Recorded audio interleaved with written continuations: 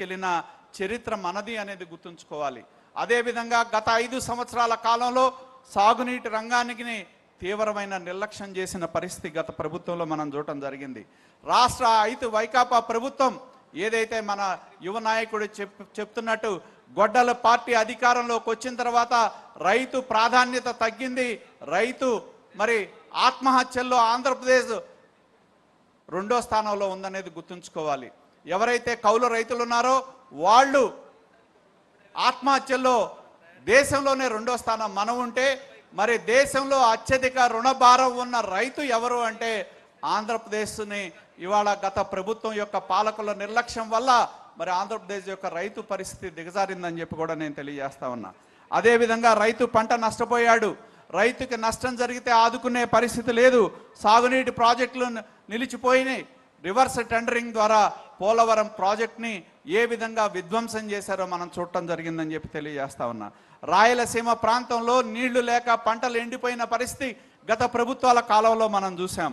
మళ్ళీ అవన్నీ కూడా జీవం పోసుకున్నాయంటే మరి మనం మళ్ళీ అధికారంలోకి వచ్చిన తర్వాత ఈ 23 నెలల కాలంలో మనం సాగునీటి ప్రాజెక్టులకు ఎంతో ప్రాధాన్యత ఇవ్వటం మూలన 2014-19 కాలంలో 69,000 కోట్లు ఈ రాష్ట్రంలో సాగునీటి రంగం మీద మనం ఖర్చు పెడితే గత ప్రభుత్వం 30,000 కోట్లకు మించి ఖర్చు పెట్టాల. మళ్ళీ మనం అధికారంలోకి వచ్చిన తర్వాత ఈ 23 నెలల కాలంలో 23,000 కోట్ల రూపాయలు సాగునీటి ప్రాజెక్టులో ఖర్చు పెట్టి ఇవాళ పోలవరం ప్రాజెక్టులో మొన్నే మనం చూసాం R&R కింద 2,500 కోట్ల రూపాయల R&R ప్రాజెక్ట్ కింద ఇచ్చిన చరిత్ర తెలుగుదేశం ప్రభుత్వాన్ని మన నాయకుడు నారా చంద్రబాబు నాయుడు గారు దాన్ని గుర్తుంచుకోవాలని చెప్పి తెలియజేస్తా ఉన్నా. గతంలో మనం చూసాం ఉమ్మడి ప్రకాశం జిల్లాలోని వెలుగొండ ప్రాజెక్టులు పనులు పూర్తి కాకుండానే జాతికి అంకితం చేసిన పరిస్థితి. ఇవాళ ఈ ప్రభుత్వం వచ్చిన తర్వాత R&R ప్రాజెక్టు కింద ఇవ్వాల్సిన డబ్బులు ఇవ్వడంతో పాటు వెలుగొండ ప్రాజెక్ట్ని రాబోయే 2 సంవత్సరాల కాలంలో పూర్తి చేసి ఆ జిల్లాలో సస్యశ్యామలం చేసే విధంగా ఈనాడు మన ముఖ్యమంత్రి గారు ఎంతో ప్రాధాన్యత ఇవ్వటం జరుగుతూ ఉంది. ముఖ్యంగా మన లక్ష్యం ఒక్కటే, ఈ రాష్ట్రంలో ప్రతి ఎకరాకి మనం సాగునీరు అందించాలనే లక్ష్యంతో మనం చూస్తూ ఉన్నాం. ప్రతి రైతు మోములో చిరునవ్వు చూడాలనే లక్ష్యంతోనే మన ప్రభుత్వం పనిచేస్తూ ఉందని చెప్పి కూడా గుర్తుంచుకోవాలని చెప్పి తెలియజేస్తా ఉన్నా.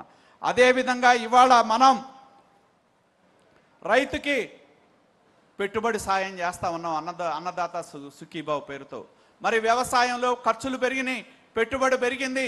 దానికి అండగా ఉండాలనే ఉద్దేశంతో మనం ఇవాళ పెట్టుబడి సాయం కింద ప్రతి రైతుకి కేంద్ర ప్రభుత్వంతో కలిపి 20,000 రూపాయలు వాళ్ళ అకౌంట్స్లో మనం డబ్బులు వేసి ఈ సంవత్సరం 9,000 కోట్ల రూపాయలు రైతుల అకౌంట్లకి మనం ట్రాన్స్ఫర్ చేయడం జరిగిందని చెప్పి కూడా గుర్తుంచుకోవాలి. అదేవిధంగా ఇవాళ ఈ రాష్ట్రంలో 2014-19లో రైతు పంటకి గిట్టుబాటు ధర లేకపోతే మొక్కజొన్నకు డబ్బులు ఇచ్చాం, మిర్చికి డబ్బులు ఇచ్చాం.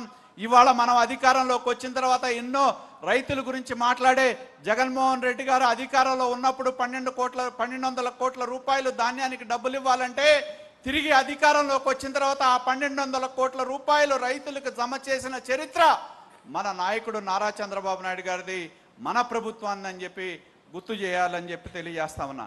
ఇవాళ ఈ రాష్ట్రంలో ఎన్నో సంఘటనలు జరిగినాయి.